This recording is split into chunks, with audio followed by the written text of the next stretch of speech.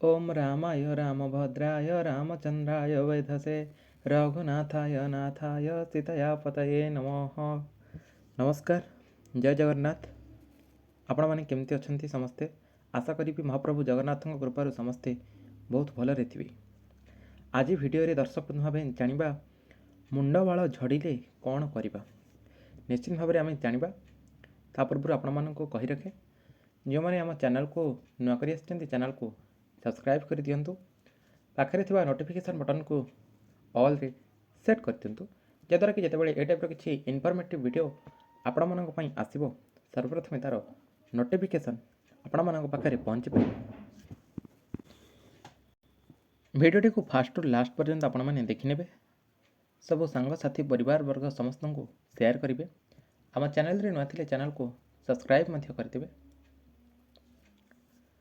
जद्वारा कि आपण माने दैनंदिन जीवन में स्वास्थ्य संबंधी जो सब समस्यार सम्मुखीन होउछंती तार समाधान आमर ये चैनल माध्यम आपण माने घरे उपचार माध्यम समाधान करें।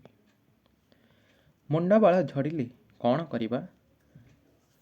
प्रथमतः आमे देखिबा कौन देछे।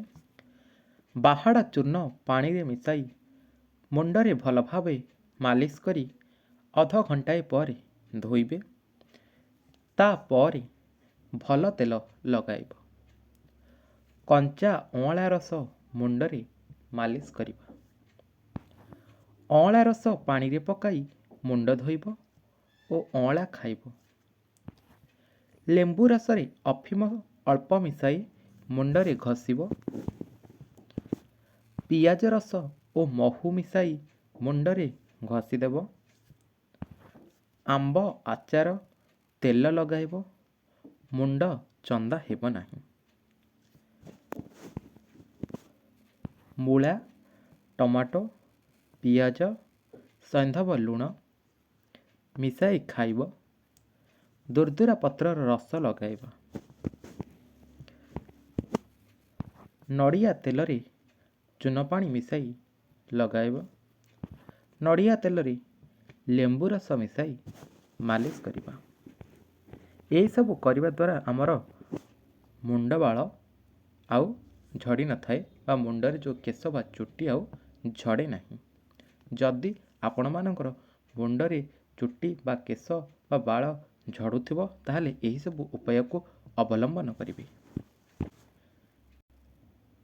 जहाद्वारा कि आपण मानकर मुंडर केश बा बाल आउ झड़िबो नहीं। भिडियोटी भल लगी भिडियो को लाइक शेयर एवं सब्सक्राइब मध्य चैनल को करदेवे।